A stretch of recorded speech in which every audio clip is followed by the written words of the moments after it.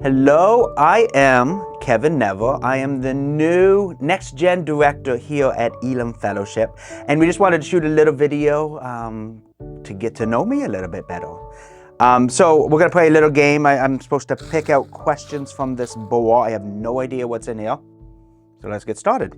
All right, question number 1. Why are you so handsome? Oh, that's a good question. That's not what it says. Sorry. It says, what is your earliest memory? My earliest memory, I think, was I grew up in a little town called Waterdown in Ontario, Canada. And I remember moving into the house in Waterdown when I was, less than 2 years old. And I remember the tree in the backyard.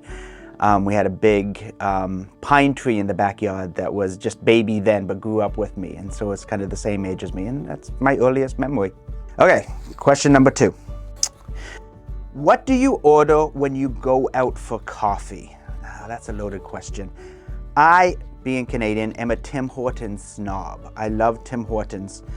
So I'll usually just get a medium regular coffee, or sometimes I'll get a medium double-double. But I don't order that here in America's Tim Hortons, because they don't know what a double-double is in America, which is confusing to me. Well, question number 3. Besides New York, what other states have you lived in? Well, that's a loaded question. My wife is from Louisiana, so we've lived for a time in Louisiana. West Monroe, Louisiana, right down the road from the Duck Dynasty gang. But we met in Virginia, so we have lived both in Virginia Beach and Richmond, Virginia. We've lived in Rochester. This is the second time we've lived in Rochester. We've lived in Toronto, Ontario, Canada. I think that's all the places I've lived at. Oh, no, Florida. We've lived in Florida twice. We've lived in Port St. Lucie, Florida, and we lived in St. Augustine, Florida, which I love in the wintertime. Okay, next question. What do you love most about your job here at Elam Fellowship? Well, I have just started the job. I've been at it for about a month.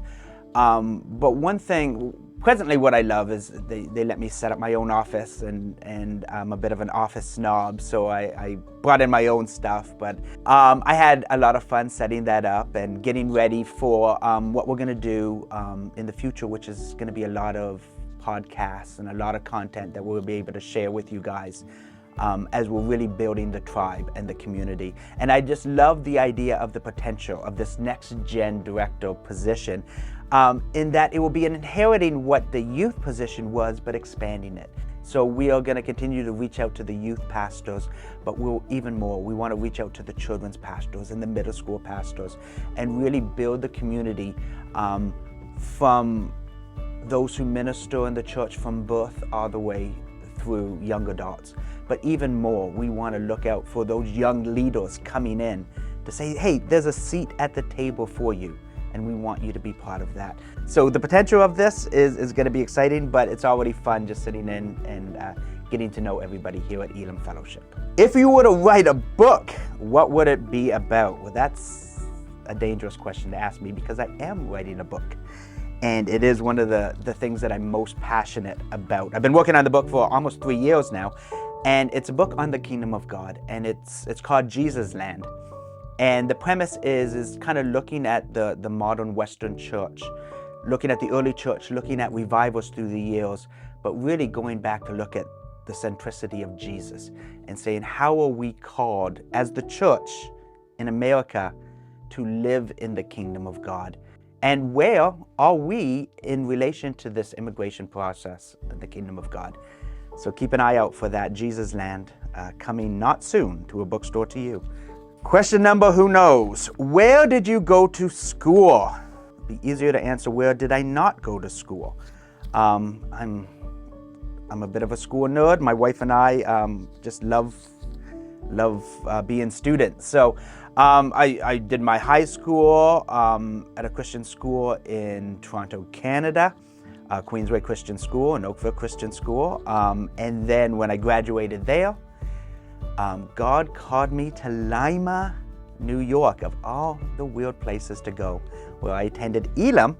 Back in '91, started there, and I just loved it. In fact, I loved it so much that I stayed on for a year after I graduated to work on the youth force team. From there, I went to do my master's degree at Regent University and Old Dominion University down in Virginia Beach. And then I went on to do film school in Port St. Lucie, Florida. What is your favorite way to unwind when you need to relax? Unwind. I'm one of those people that just, feel like I should be in this fabulous library with a fireplace and a good cup of tea and an awesome book with a blanket put up and, I don't know, a dog on the ground and a cat on my lap, just whiling the evening away, reading a classic. If you could meet and spend time with any person, living or dead, who would it be? Well, that'd be kind of freaky to have to spend an evening with a dead person.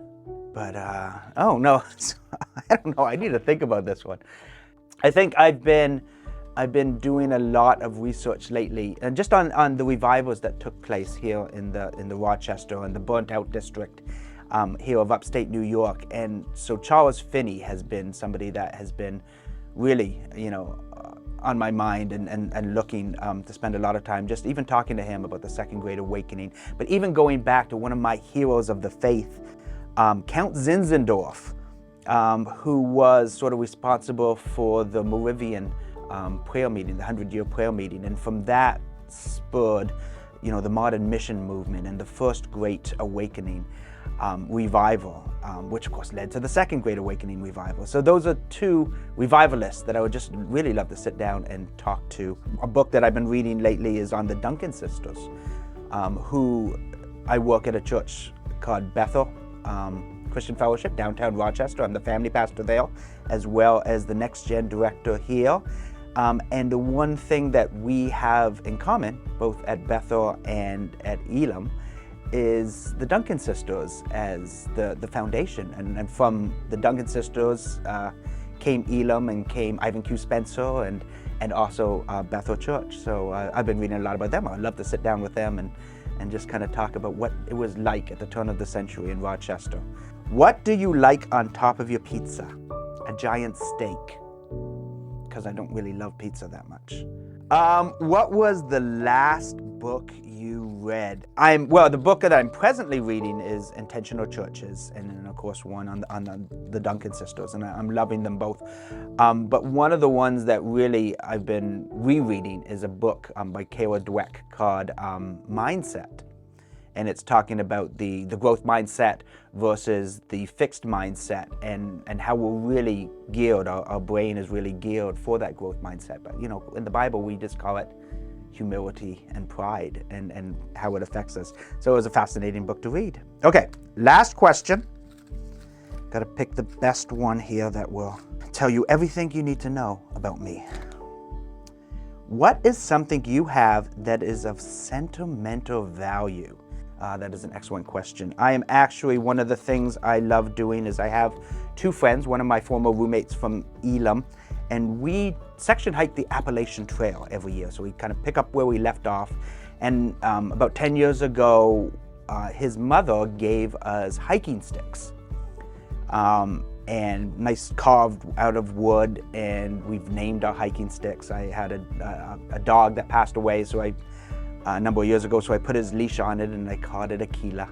And so that is a precious hiking stick, and I've just pulled it out of the closet this week to get ready for my hike next week. And so that's something that is just precious to me. Well, hopefully that gave you more information than you need to know about me, but I am really looking forward to asking you guys questions, sitting down over the next few months and really kind of asking not only your story, how did you get into ministry, what are your needs, but really sort of having that time to listen to you guys as we dream up what God has for us together as a tribe in this next gen ministry. So be talking to you guys soon.